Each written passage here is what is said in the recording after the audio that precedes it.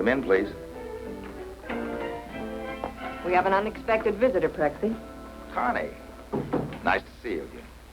She said she had to see you. You were the only one who could help her. Sounds ominous, Mrs. Corson. It is, President Cox. I don't know what to do. I've thought of everything. Sit down, Connie. You've done the right thing coming here asking for God's help and not just mine. Tell us about it. What kind of trouble is it? The worst kind. I made it myself. Jerry, that's my husband. We drove in this morning from Arizona. Well, honey, this looks like the last of them. The Willises are officially moved in. Just take them on into the bedroom, Jerry. I'll unpack them later. You're going to have to hurry. Hey, you know, you're right. If I got to be there at 1200, I better get out of here. Where's my orders? Here they are.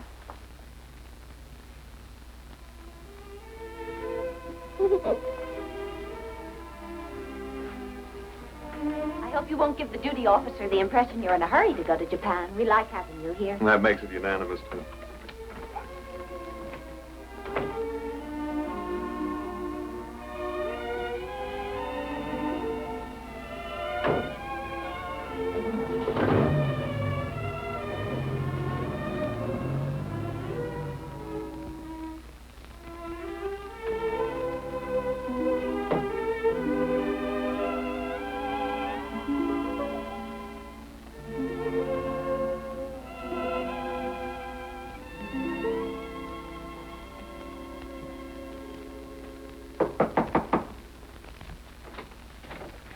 Hello, Connie. It's been a long time. I was hoping you'd say it's been too long. It's too long to start that again. I'm married. I'm happy. All I want you to do is leave me alone. Your husband's going to Japan. Yeah, one of your neighbors in Arizona told me about it. Might even be 6 months before they'll let you join him over there.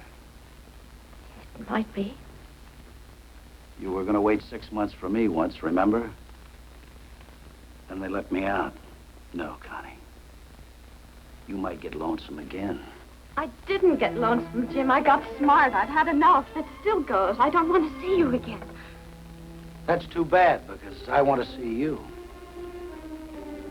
I took a rap for you once. All I have to do is write a letter to a certain chief of police and tell him what he's always wanted to know about the woman who was with me on that job. You know, where he can find her. I didn't do anything. I did, and you were my accomplice. Sweetie, I've already served my time. Now, things are looking real good for me, so that's when I started thinking about you. And we can start working together again. I'm not working. Oh, but you will be, because I've got something all lined up for us.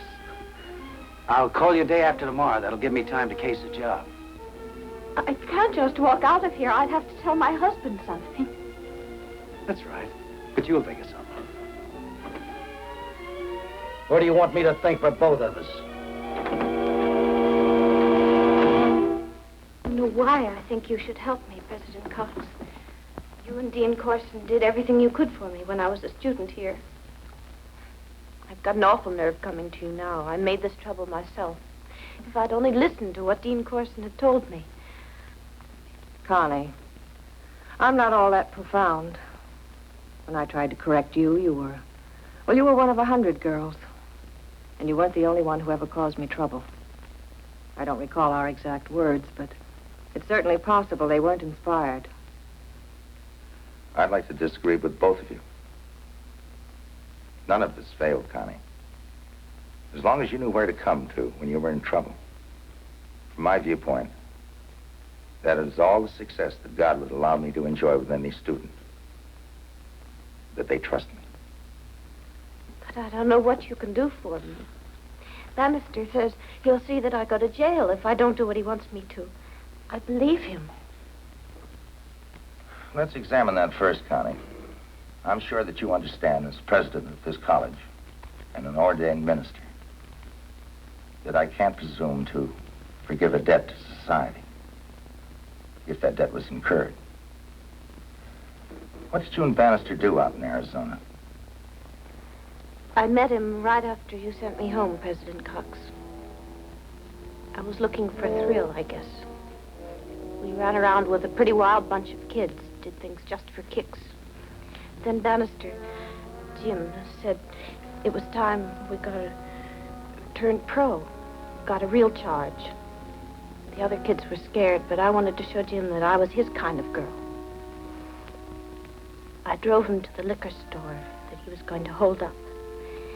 He went inside, and I sat there with the engine running. I saw a policeman coming. I was afraid. I got out of the car and I ran. The officer saw me, but he was never able to identify me. Jim got caught in the store and went to jail. We'll have to contact that police department and see if the charge is still open. I can't go to jail. My husband, if he finds out what sort of girl I was, I don't know what he'd do. My baby, what will happen to her? We know what will happen to her. If we allow Bannister to use this to force you to help him in new crimes, you can't cure one debt by making others. I came here because I wanted your help. I heard that, Connie, but you came to the wrong place.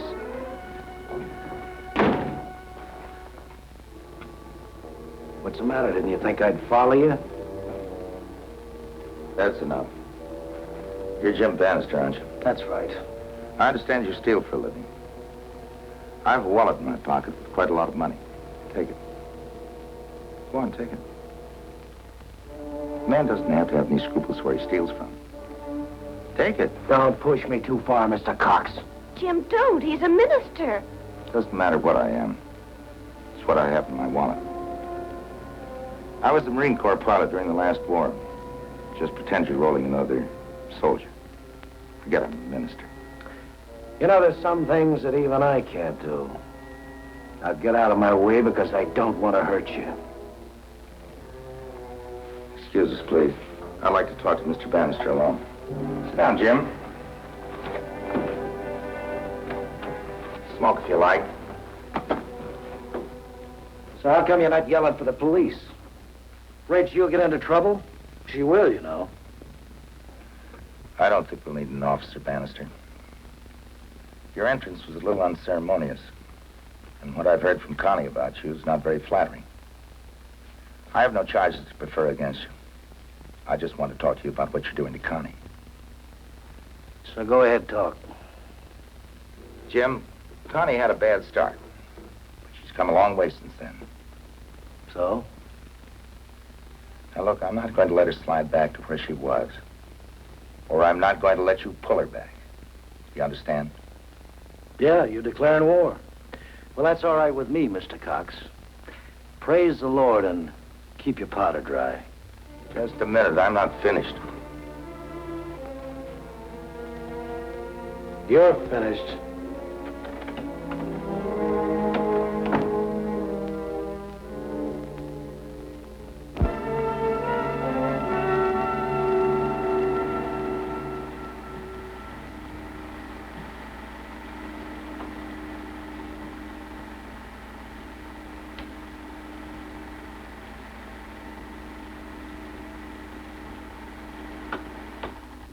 Now, you've just seen some film showing you several men, one of whom may be the man we want. Now, all of you here have seen this man at least once. That's when he robbed you. Can you identify anyone you saw in this film? I don't know. That last man you showed us, I don't know, but there was something about him. He could be the one. Well, I don't think so. He looked something like that, didn't he? Maybe, but wasn't that good looking. What is this, a beauty contest? I say he's the man who held us up. Well, I say he isn't. And I'm your cashier, and I ought to know. All right, thank you very much, ladies and gentlemen. We'll get back to you as soon as we develop anything further on the case.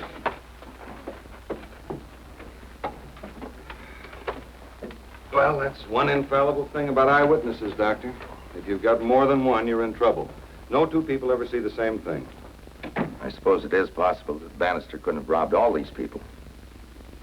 Well, a policeman learns to respect his hunches. Now, when you described Bannister to me, it sort of rang a bell. I'd heard that same physical rundown from every one of those robbery victims, most of them from auction houses. The description could fit a lot of men, couldn't it? Yes, a lot. But we've been watching this boy ever since he hit town. I've even had his hotel room shaken down, and I like my hunch. I like it even more now that I know Bannister's interest in the Apex auction house.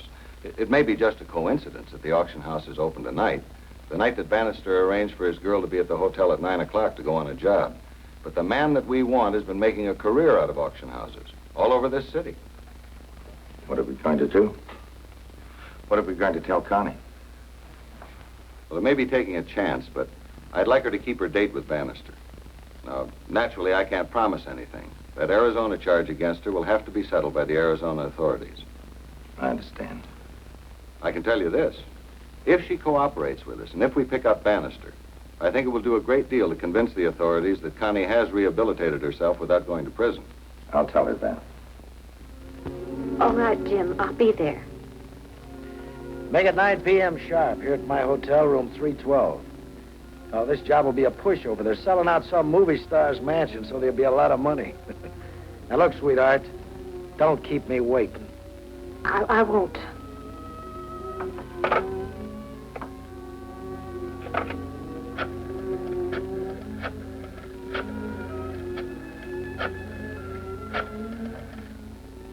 Dr. Cox, it's Connie. I just heard from Bannister. I'm meeting him at his hotel at 9 tonight. The job is set. Tell the police. He said something about a movie star's mansion being sold out, a lot of money. My baby's crying. I'll have to go now.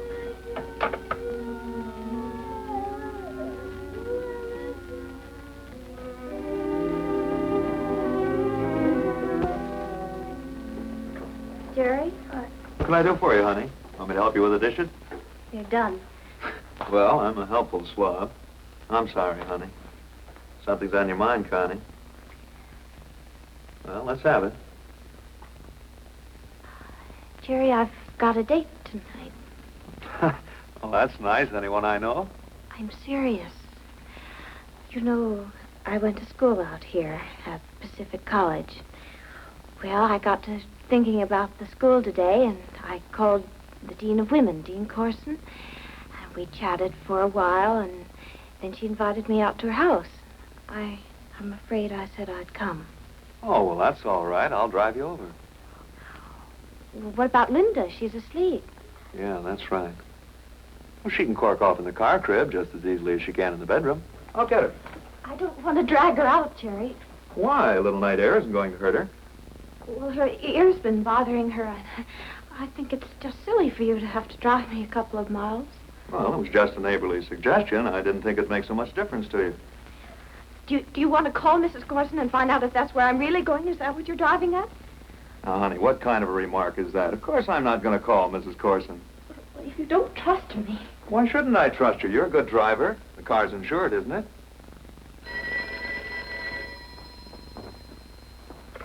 Hello? Yes, this is Captain Willis speaking. Yes, sir. I'll be there in 20 minutes. Hate to foul up your plans, sweetie, but that's the duty officer at the airbase. Jerry, you're not leaving tonight. No, assistant duty officer turned up with a hot appendix, and they want someone to take his place. Transient officers take turns. It's my turn tonight. Sorry, but I guess you can call it off with Mrs. Corson, though.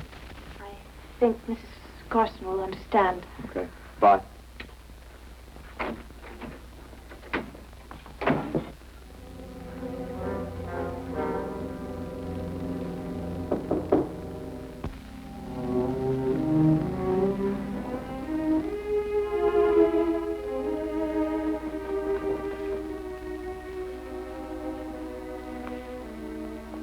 Sorry I'm late. 5 minutes isn't going to make any difference tonight. It's a dry run. I just wanted to see if you'd take orders. You mean we're not going out? I went through all that? All what? I'm curious to know what you went through, Connie, and who you talked to. I haven't talked to anyone. Oh? Except Mr. Cox? Except Mr. Cox. Well, I don't like your friends. That's too bad. Yeah, too bad. I guess I should cultivate people like that. They got a lot of good connections with the police.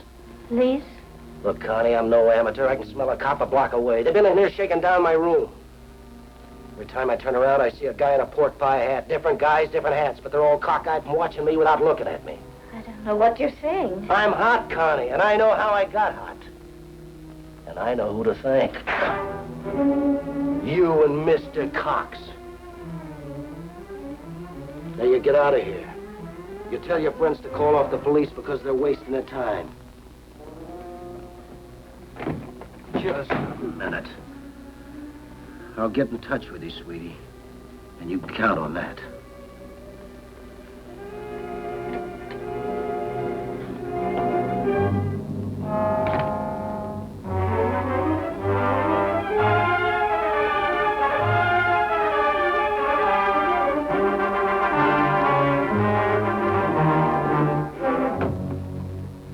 Telephone message was from Mrs. Corson. She's heard from Connie. Bannister evidently got suspicious and called everything off. What do we do now? Go home?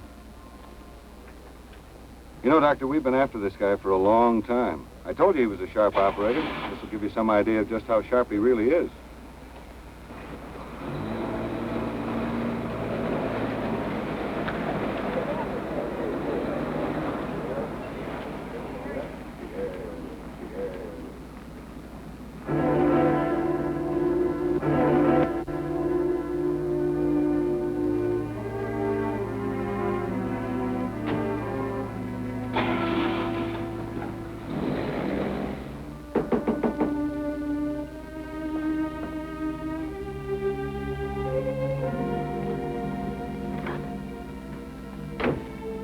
We got work to do. But you said the police were watching you. You didn't want to walk into a police trap. I've changed my mind. You know, you're really wired in. I tell you the deal's off and send you home, and the police call it a night. It's a good arrangement. I guess I got you to thank for that. Now, come on, get your coat. What am I going to do about the baby? What'd you do before? I left her with the motel manager's wife. Well, take her back. Well, they're probably asleep by now. Well, wake them up. No answer. Are you sure she called you from home? The minute she got home, she told me. Strange, you're going out again. Doesn't make sense. Maybe it makes too much sense.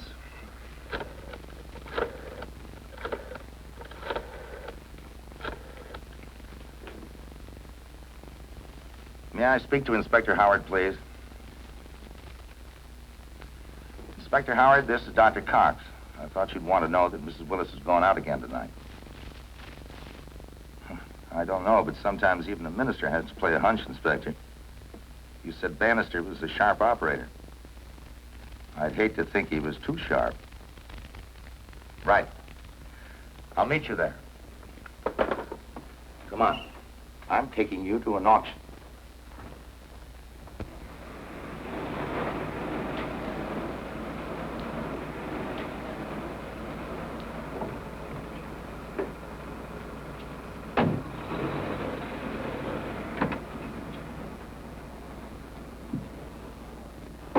Our switchboard will keep calling that Willis number every 3 minutes. And if Connie does come home, we find out this is a false alarm, we'll know about it right away. How long do you think the auctioneer will stay open? 11:30? Maybe later. I guess it depends on how the customers are bidding. We give Bannister quite a lot of time. Well, too much. While we're sitting around here for an hour and a half, he could be driving the other side of town, hit some auctioneer over there. The only thing we know for certain about him is that he knows he's hot. Well, if he's smart enough to figure that out, sitting around here could be a waste of time. I should have anticipated this. When a minister starts playing hunches, it's time you remember the power of prayer. Well, that's your department, Doctor. I'm going to call downtown, see what they can tell us.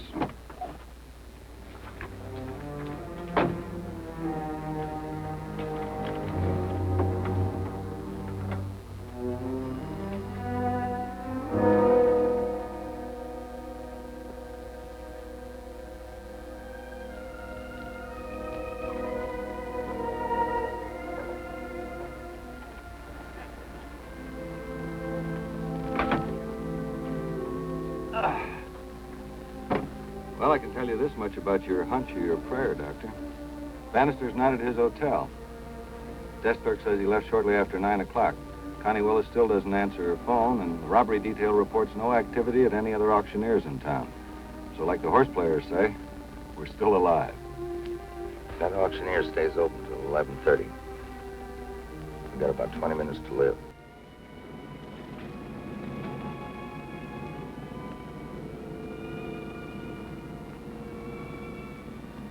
Now remember, don't make a move till you see me come out that door.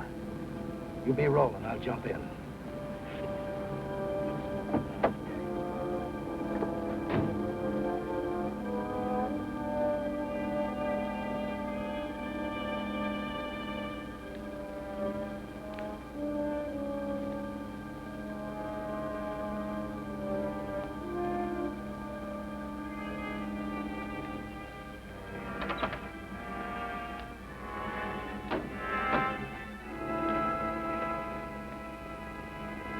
Connie, get out of here quick. Go over to my car. It's parked right over there. Hurry up.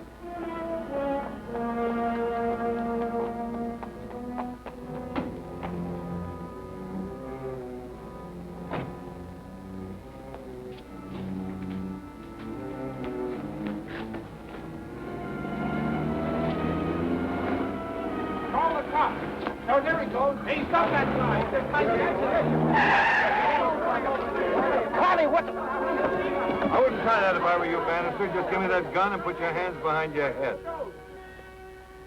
Oh, you're a real cute guy, Mr. Cox. I hope you plan to visit your friend Connie in prison. You can take her some goodies on visiting day. I'm sorry, Mr. Bannister. I don't know anyone by the name of Connie. Inspector, you know anybody by that name? Connie Willis. Never heard of her. Well, the chief of police in Arizona... A funny thing, I talked to the chief. He doesn't know anybody by that name. Get out.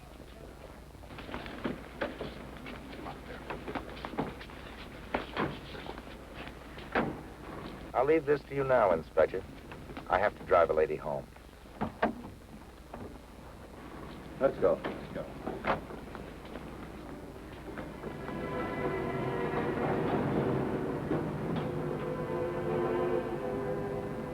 Connie? Is that you, honey? Joe's home. What will I tell him? I'll save you the anxiety, Connie. I already told him. What did he say? Let him tell you.